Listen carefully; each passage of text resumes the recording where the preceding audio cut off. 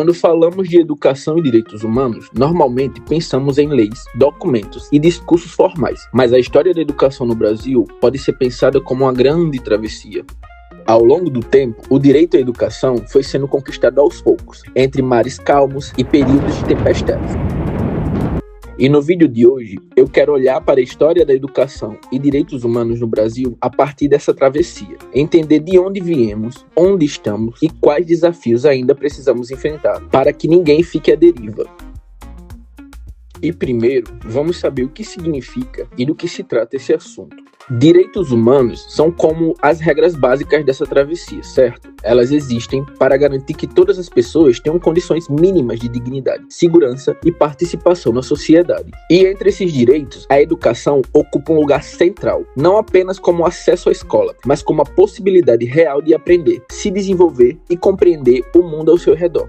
Quando falamos de educação e direitos humanos, estamos falando do direito de não ser deixado para trás durante essa viagem, do direito de ter um barco, um rumo e uma condição de seguir navegando. A educação, nesse sentido, é mais do que um destino final. Ela é o próprio caminho que permite que cada pessoa atravesse a sociedade com autonomia e consciência.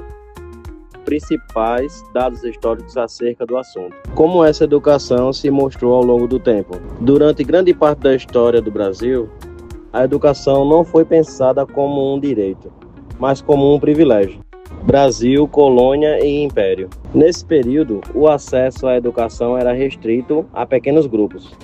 A maioria da população, pessoas escravizadas, indígenas e pobres, permaneceu fora dessa viagem.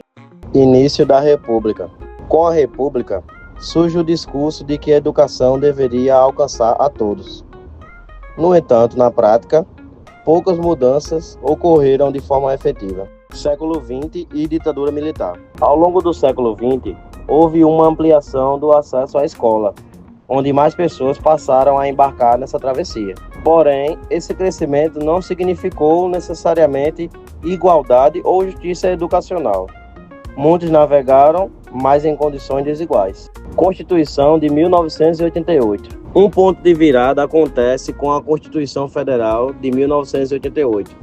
A educação passa a ser reconhecida como um direito de todos e dever do Estado. A partir desse momento, a travessia deixa de ser privilégio e passa a ser, ao menos no papel, um direito garantido. Mas como isso acontece na atualidade? Hoje, a educação é reconhecida legalmente como um direito humano fundamental. Em teoria, todos têm o direito de embarcar nessa travessia.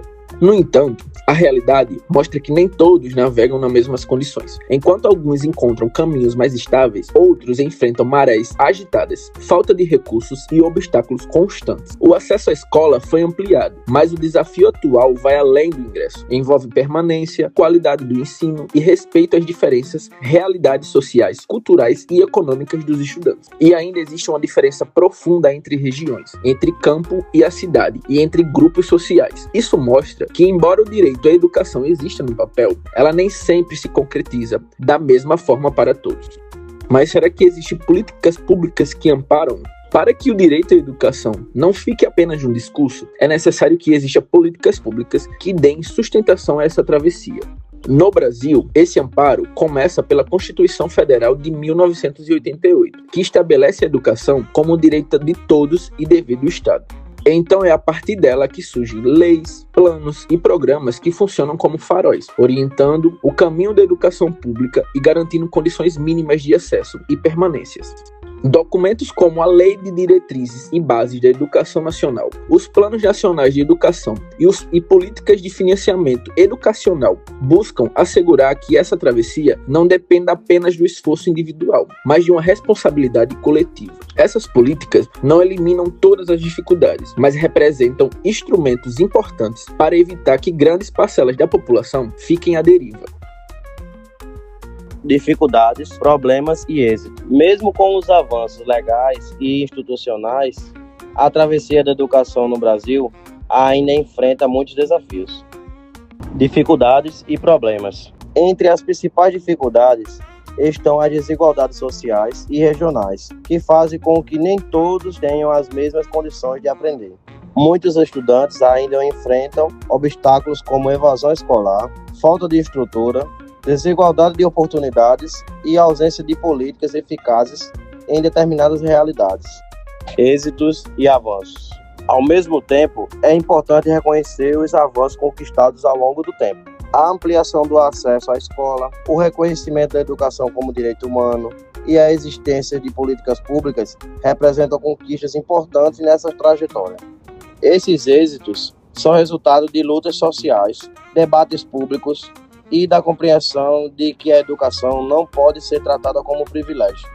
Pensar a educação a partir dos direitos humanos é reconhecer que essa travessia não acontece de forma igual para todos. Ao longo da história do Brasil, muitos ficaram à margem, outros navegaram com mais segurança e alguns sequer tiveram a chance de embarcar. Hoje, embora a educação seja reconhecida como um direito, o desafio continua sendo garantir que esses direitos se concretizem na prática, com dignidade, qualidade e equidade.